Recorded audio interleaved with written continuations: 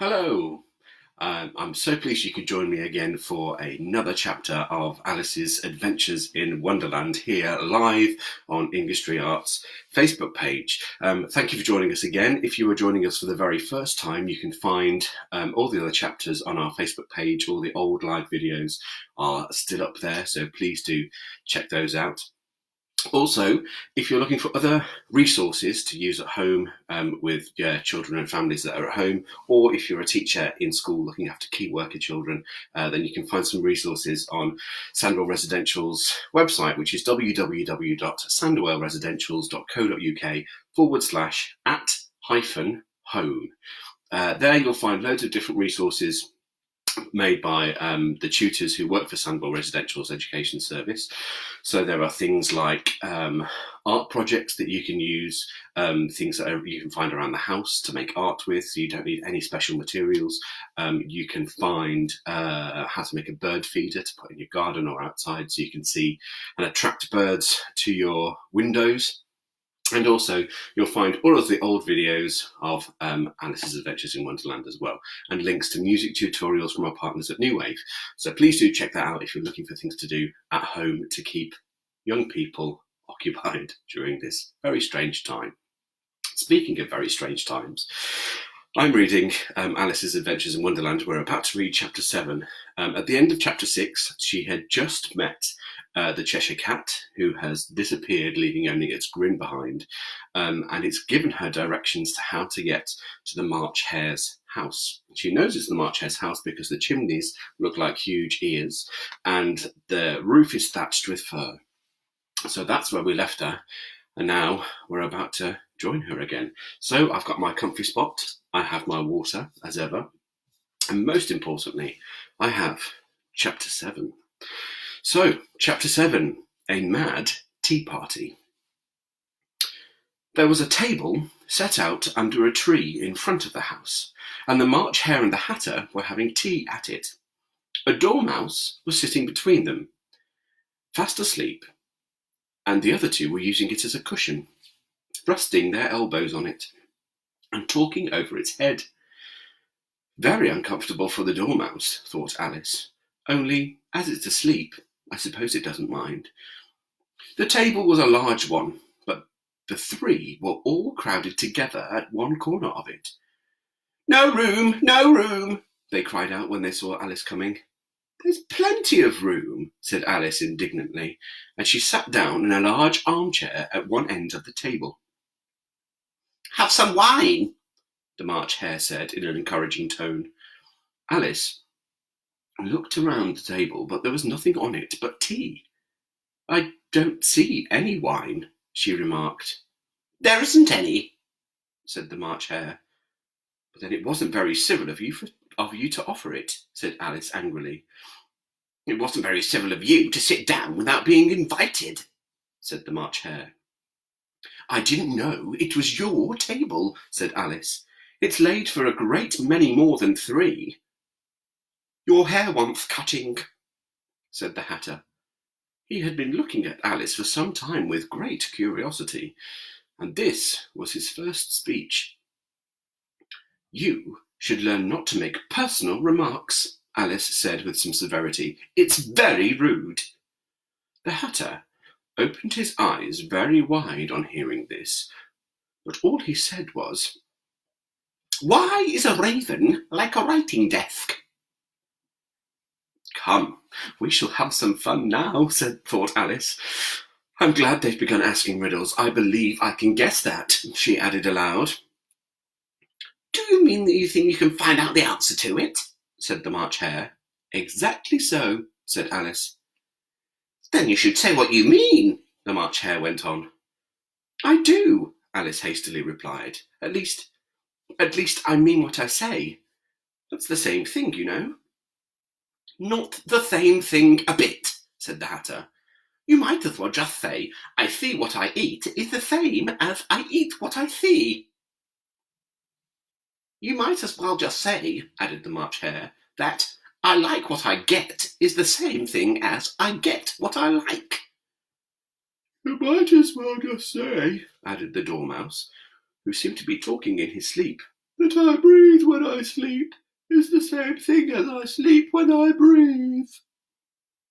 It is the same thing with you, said the Hatter, and here the conversation dropped, and the party sat silent for a minute, while Alice thought over all she could remember about ravens and writing desks, which wasn't much. The Hatter was the first to break the silence. "What day of the month is it?" he said, turning to Alice. He had taken his watch out of his pocket and was looking at it uneasily, shaking it every now and then and holding it to his ear. Alice considered a little and then said, "The 4th." "2 days wrong," sighed the Hatter. "I told you that butter wouldn't suit the works," he added angrily to the March Hare. "It was the best butter," the March Hare meekly replied. "Yes, but some crumbs have got in it as well," the Hatter grumbled. You shouldn't have put it in with the bread knife." The March Hare took the watch and looked at it gloomily, then dipped it into his cup of tea and looked at it again. But he could think of nothing better to say than his first remark. "It was the best butter, you know." Alice had been looking over his shoulder with some curiosity. "What a funny watch," she remarked. "It tells the day of the month and doesn't tell what o'clock it is." "Why should it?" muttered the Hatter. "Does your watch tell whatever year it is?" "Of course not," Alice replied very readily. "But that's because it stays the same year for such a long time together." "Which is just the case with mine," said the Hatter. Alice felt dreadfully puzzled. The Hatter's remark seemed to have no sort of meaning in it, and yet it certainly was English. "I don't quite understand you," she said, as politely as she could. "The Dormouse is asleep again," said the Hatter, and he poured a little hot tea upon its nose. The Dormouse shook its head impatiently and said, without opening its eyes, of course, just what I was going to remark myself." "Have you guessed the riddle yet?" the Hatter said, turning again to Alice. "No, I give up," Alice replied. "What's the answer?" "I haven't the slightest idea," said the Hatter. "Nor I," said the March Hare. Alice sighed wearily. "I think you might do something better with the time," she said, "than waste it in asking riddles that have no answers." "If you knew time as well as I do," said the Hatter, "you wouldn't talk about wasting it. It's him." "I don't know what you mean," said Alice. "Of course you don't," the Hatter said, tossing his head contemptuously. "I dare say you never even spoke to time." "Perhaps not," Alice cautiously replied. "But I know I have to beat time when I learn music." "Ah, that accounts for it," said the Hatter. "You won't stand beating. Now, if you only kept on good terms with him, he'd do almost anything you liked with the clock. For instance, suppose it were 9 o'clock in the morning, just time to begin lessons. You'd only have to whisper a hint to time, and round goes the clock in a twinkling. 1:30, time for dinner." "I wish it was," said the March Hare, in a whisper to itself. "That would be grand, certainly," said Alice thoughtfully. "But then I shouldn't be hungry for it, you know." "Not at first, perhaps," said the Hatter. "But you could keep it to 1:30 as long as you liked." "Is that the way you manage?" Alice asked. The Hatter shook his head mournfully. "Not I," he replied. "We quarrelled last March, just before he went mad, you know," pointing with his teaspoon at the March Hare. It was at the great concert given by the Queen of Hearts, and I had to sing, 'Twinkle, twinkle, little bat, how I wonder what you're at.' You know that song, perhaps?"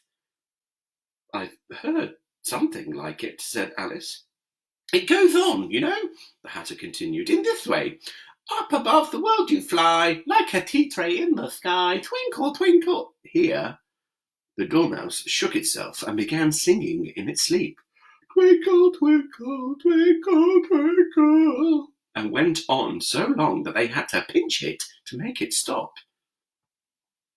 Well, I've hardly finished the first verse, said the Hatter, when the Queen jumped up and bawled out, He's murdering time! Off with his head! How dreadfully savage, exclaimed Alice. And ever since that, the Hatter went on in a mournful tone, he won't do a thing I ask. It's always 6 o'clock now. Then you keep moving round, I suppose, said Alice. Exactly so, as the things get used up. But what happens when you come to the beginning again? Alice ventured to ask. Suppose we change the subject? The March Hare interrupted, yawning. I'm getting tired of this. I vote the young lady tells us a story. I'm afraid I don't know one, said Alice, rather alarmed at the proposal. Then the Dormouse shall, they both cried. Wake up, Dormouse! And they pinched it on both sides at once. The Dormouse slowly opened his eyes. I wasn't asleep, he said in a hoarse, feeble voice. I heard every word you fellows were saying. Tell us a story, said the March Hare. Yes, please do, pleaded Alice. And be quick about it, added the Hatter, or you'll be asleep again before it's done. Once upon a time there were 3 little sisters, the Dormouse began in a great hurry, and their names were Elsie, Lacey, and Tilly, and they lived at the bottom of a well. What did they live on? Said Alice, who always took a great interest in questions of eating and drinking. They lived on treacle, said the Dormouse, after thinking a minute or two. They couldn't have done that, you know, Alice gently remarked. They'd have been ill. So they were, said the Dormouse, very ill. Alice tried to fancy herself what such an extraordinary ways of living would be like, but it puzzled her too much, so she went on. But why did they live at the bottom of a well? Take some more tea, the March Hare said to Alice very earnestly.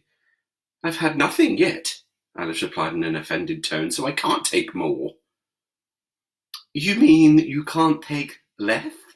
Said the Hatter. It's very easy to take more than nothing. Nobody asked your opinion, said Alice. Who's making personal remarks now? The Hatter asked triumphantly.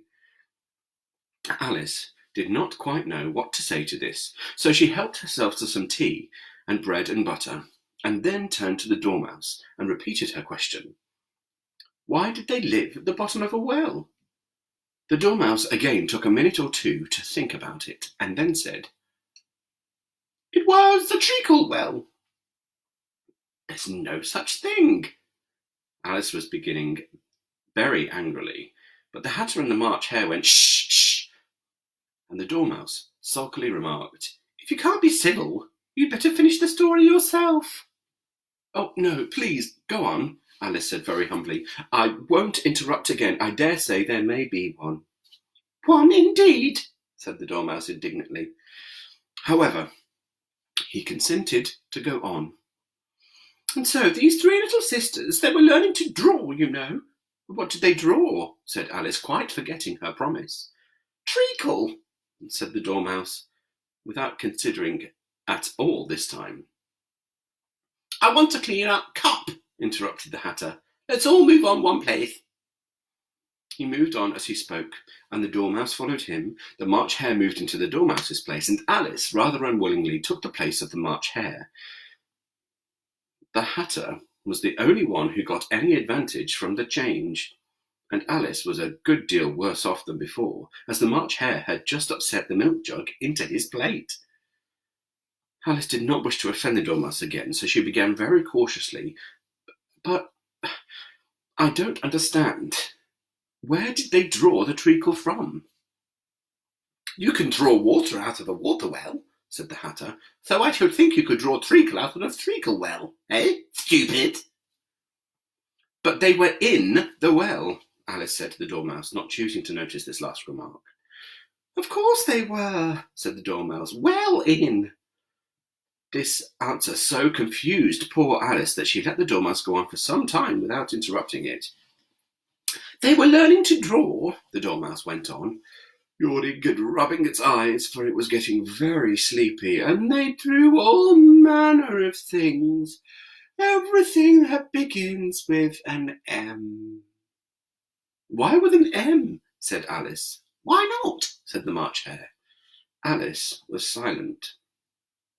The Dormouse had closed its eyes by this time and was going off into a doze. But on being pinched by the Hatter, it woke up again with a little shriek and went on. "That begins with an M, such as mousetraps and the moon and memory and muchness. You know you say things are much of a muchness. Did you ever see such a thing as a drawing of a muchness?" "Really, now you ask me," said Alice, very much confused. "I don't think—" "Then you shouldn't talk," said the Hatter. This piece of rudeness was more than Alice could bear. She got up in great disgust and walked off. The Dormouse fell asleep instantly, and neither of the others took the least notice of her going, though she looked back once or twice, half hoping that they would call after her. The last time she saw them, they were trying to put the Dormouse into the teapot. "At any rate, I'll never go there again," said Alice as she picked herself up, as she picked her way through the wood. "It's the stupidest tea party I was ever at in my entire life." Just as she said this, she noticed that one of the trees had a door leading right into it. "That's very curious," she thought. "But everything's curious today. I think I may as well go in it at once." And in she went. Once more, she found herself in the long hall, and close to the little glass table. "Now, I'll manage it better this time," she said to herself, and began by taking the little golden key and unlocking the door that led into the garden. Then she went to work, nibbling at the mushroom. She had kept a piece of it in her pocket, till she was about a foot high. Then she walked down the little passage, and then she found herself, at last, in the beautiful garden among the bright flower beds and the cool fountains. And that concludes chapter 7. So join me tomorrow again for chapter 8 of Alice's Adventures in Wonderland. Keep yourselves busy, keep creative, stay creative, and I will see you tomorrow. Thank you very much for joining me, and we'll be back again at 11 o'clock with chapter 8, The Queen's Croquet Ground. Take care. Bye.